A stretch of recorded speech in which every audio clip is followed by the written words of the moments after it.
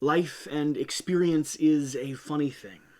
I'm still growing up, right? I mean, we're all kind of on that journey. Time perpetually moves forward and we slowly get older, and uh, I'm okay with it this time. I wasn't very happy with 27, but today is January 4th, 2021, and I am 28 years old.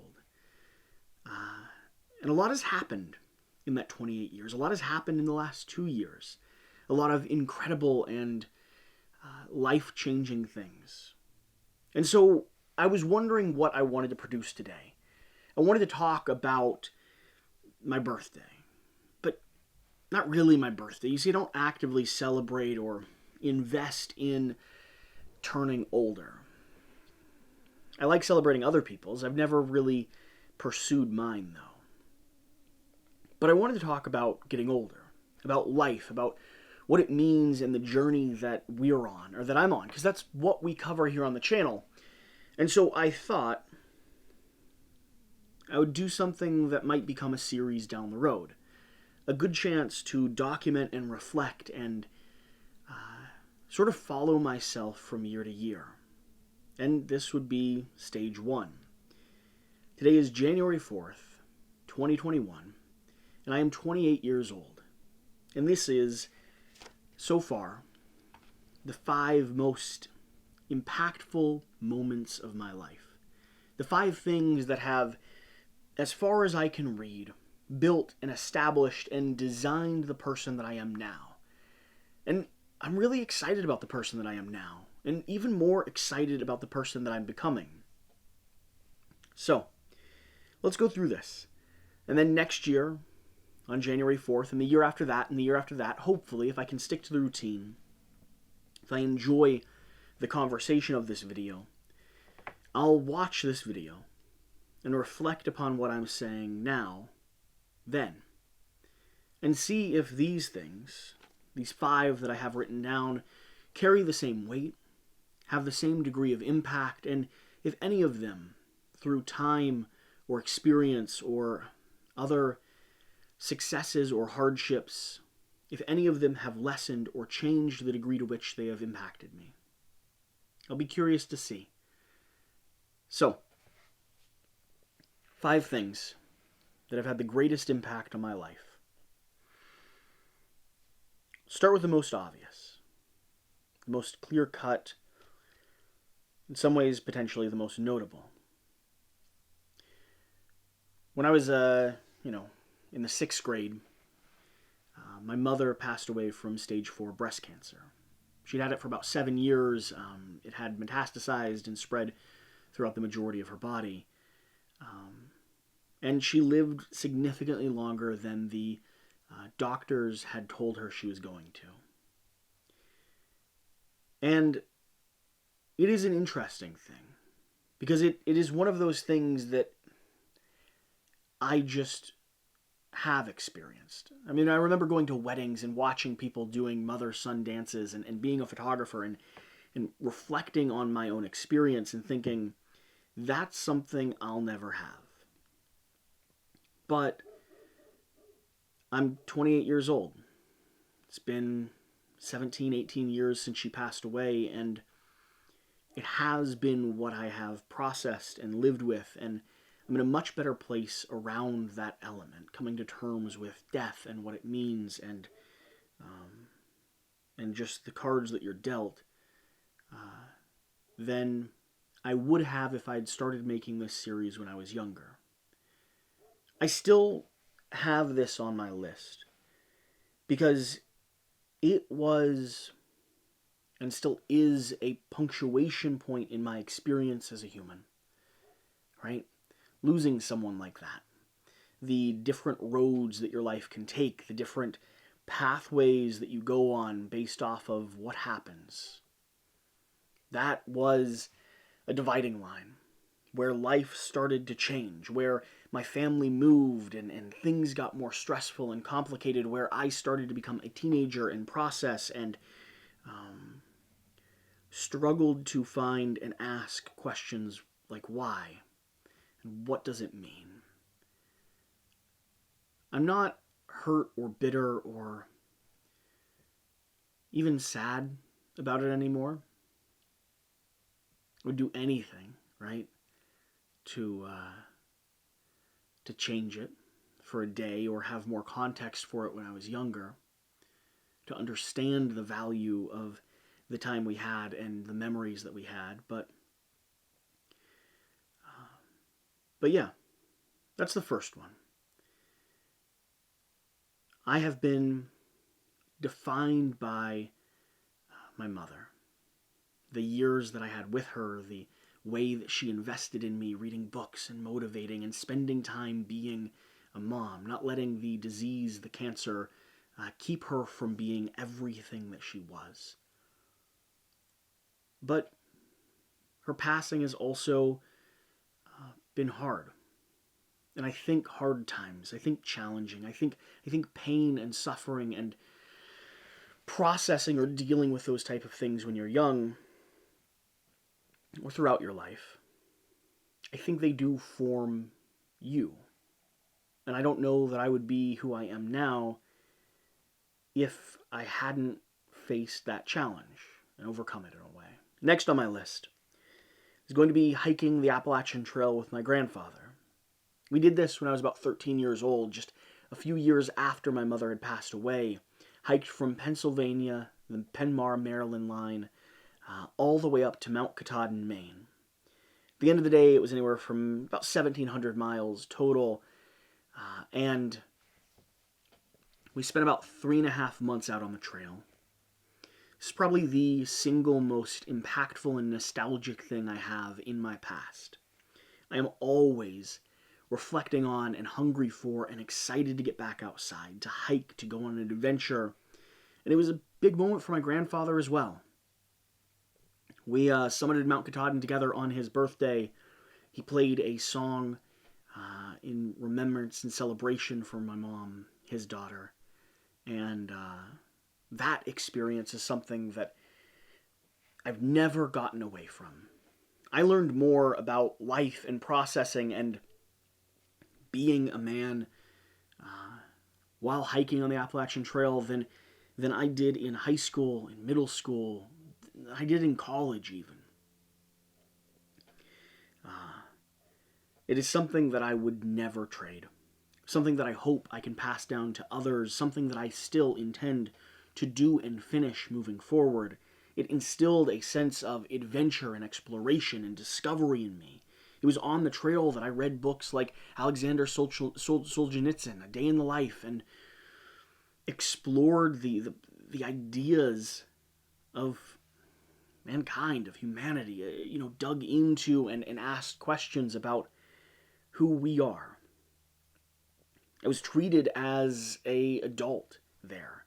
Someone who was responsible for the work, responsible for the hike, someone that was trusted to go alone, to make friendships, to connect. And I was still a child in a lot of ways, but the degree of maturity that I needed to have to hike, to make it through something challenging like that, and I loved the process. I loved, even on the cold, wet, rainy days, waking up and putting your pack on your back and just going. 12 to 15 miles a day, hours after hours, step after step, and the sense of accomplishment when we made it. Every day, every week, every month, and especially there on Mount Katahdin. That pursuit, that journey. I'm still, in a lot of ways, exploring that wanderlust, right? Always trying to get back there onto the trail. Number 3. From that point on, I grew up in Wilmore, Kentucky. Methodist community with a seminary downtown, and religion and faith has always played a role in my life. And this is less of a major pinpoint thing. It's more of a general thing, my journey, my process. I mean, I dealt with my mother's death in a lot of ways by using religion like a drug, right? Injecting myself with the comfort of knowledge, the answers that you just can't have, and the endorphins of faith. And that hurt. as I grew older. A lot. Feeling as if some elements of the church had manipulated me as a teenager, had taught me to believe too much, or pursue too much, or spend too much, or invest too much, and feeling like the theological discussions that were happening weren't satisfying in the answers they were giving me. I might talk about these elements more and more, but at a certain point, that journey with faith, that journey with spirituality ended up doing both an immense amount of good in terms of protecting and comforting and teaching me moral values and creating someone who is respectful and values community and genuinely loves and cares for people, who has a sense of something bigger than ourselves, something greater, a meaning to this life, to this existence, a care for people and all living things across the board. But it also hurt. Using religion as the answer to your questions as a teenager left me with questions and pain and scars that it's only now that I'm beginning to explore and ask and press against. When I was 20, 21, coming off of or down from the addiction that I had. And it's not that my thoughts around, the theological debate were logical or illogical, or I could argue them or talk about them differently now, but religion has had has been a defining note of my life. And I am curious to see where this journey goes. I've come to a point where I accept that I don't know, right? For a while, I was 100% confident. I was dumbfounded that other people couldn't see it. And then there was a period where I was completely in pain, despondent and detoxing and rejecting the entire idea of faith and spirituality as a whole because I was so offended by and hurt by the community that I was a part of, that I felt like had taken advantage of me. And now, at 28 years old, I try my best to live my life as if there was a God. The ideas and morals and values that were imbued in me when I was younger, something that Jordan Peterson talks about that I really attach to, right? Not stating one way or another, but saying that there are things that you can learn from human history, from records, from faith and the stories we've told about what is good for people and good for communities. And then the other side is, I'm at a weird point where I am comfortable saying that I don't know and that I don't have to know. That if faith is a thing, if a God is a thing, and we are on a journey through a process, then whatever pathway my life leads, all things assuming, I'm only, a fourth of the way through it. Whatever pathway my life leads, I still have time to figure things out. So, my mother's death, the Appalachian Trail, the church/faith. The next element is going to be a thing that impacted me when I was about 19 years old. These. The tattoos I have across my back, on my legs, up and down my arms. I was a really self-conscious teenager. Aggressively, just very uncomfortable in my own skin. I didn't like how I looked or presented. I had acne and just felt very insecure. A lot of that was being a teenager. Part of that was dealing and processing. There was degrees of faith and religion that played into that. There was elements of just not knowing what was happening in the world, in. And so, when I was 19, I think that was the age, I got my first tattoo. It says, "Until Forever Ends," and then it has Caliste written down below it. It was written on the Apple Discord that was thrown into, started the Battle of Troy. meant to the most beautiful one.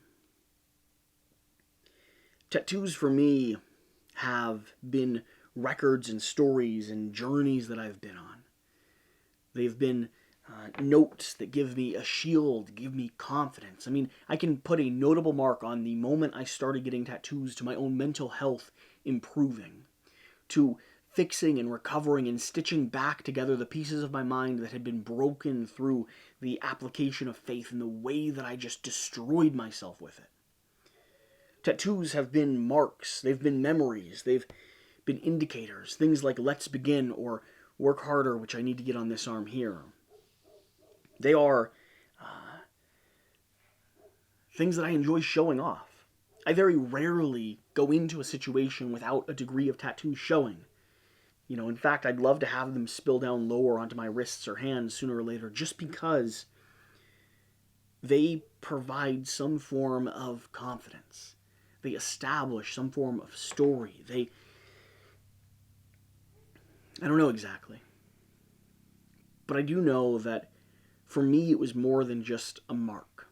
More than just getting a tattoo, being rebellious, doing something artistic. Like, these things have transformed my mental image.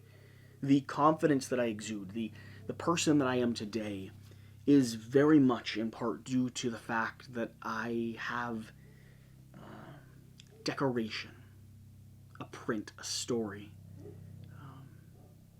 And I love having them shown. I plan to get more. I have a lot that need to get finished. I haven't got tattoos very much for a while. I mean, it's been 2 years since I got Let's Begin, and that was the most recent one. Now it's just painful and expensive, but these are a big element. I'm not sure if this will be the case forever. I think other things might replace this element. But when I was thinking about the 5 most impactful things so far, these had to be on the list. And then finally, the most recent addition to this story, Quackalope, the duck that's sitting next to me, the board game media content channel that I run. That exploration, that solution, that answer to the question of what am I going to do when a 6-year-long relationship came to a screeching halt, Quackalope was the answer. For a while, I'd been building my life around marriage and family and pursuit and supporting my partner. And when I found myself in a position where I had to decide what it was I wanted over the next 5 years, over the next 10 years, what the dream would be, what the pursuit would be, what would be worthwhile for me to spend my time doing, board games, community, building a business, pursuing something, being on this platform, that was the answer.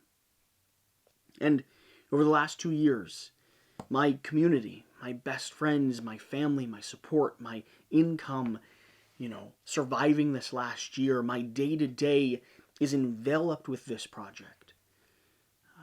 Even doing this channel is on the back of the success that we've had there. The fact that I now feel confident enough that I can engage in a dialogue and a conversation.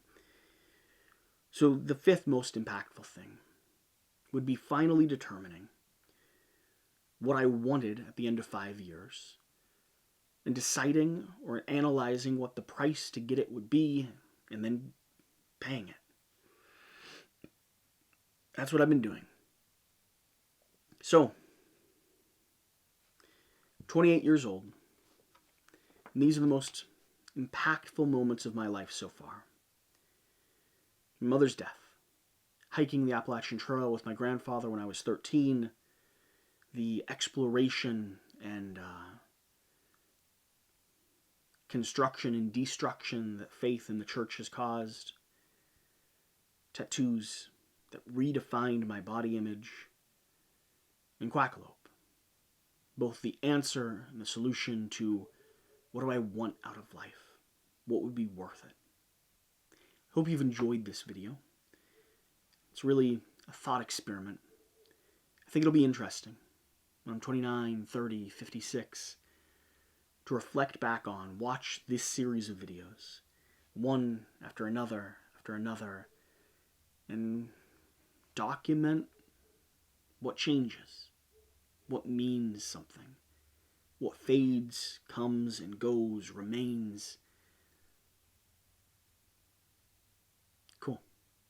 Hope you enjoyed this. We're going to be having more videos coming out all this next week. In fact, we're going to be getting on the road here soon. So if you've watched to this point, hit that subscribe button. And I'll see you next time.